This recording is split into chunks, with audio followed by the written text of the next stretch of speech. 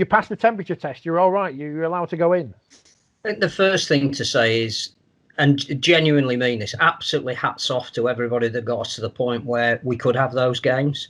Now, the work that was done behind the scenes that doesn't get seen and acknowledged, which is a combination of Super League, the RFL, and the clubs themselves, the protocols that were put in place that, you know, we all laugh at, you know, it's a tick box exercise. And, you know, it was superbly organised, logistically brilliant, as good as it could possibly be in the circumstances, completely unreal.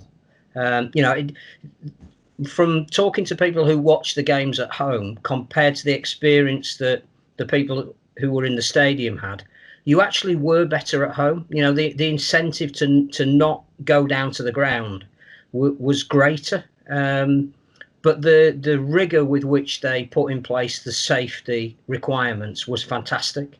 You know, you wouldn't have got into the ground if you hadn't completed the form on the morning saying that you weren't carrying any symptoms. You wouldn't have got past the accreditation gate if you failed the temperature test. There was only one way into the area that you were allowed into, depending on what category you were. The press and Sky were all in the south stand, but superbly allocated space away from each other.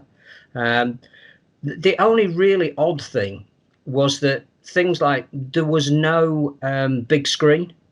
So again, the people at home had a better understanding of what was happening than the people in the ground.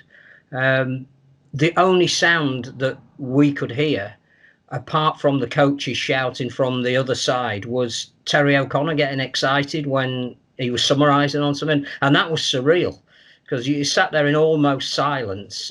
You could hear the collisions. That was great. But then when the action slowed down after a try, Terry screaming being the only thing you could hear was just bizarre.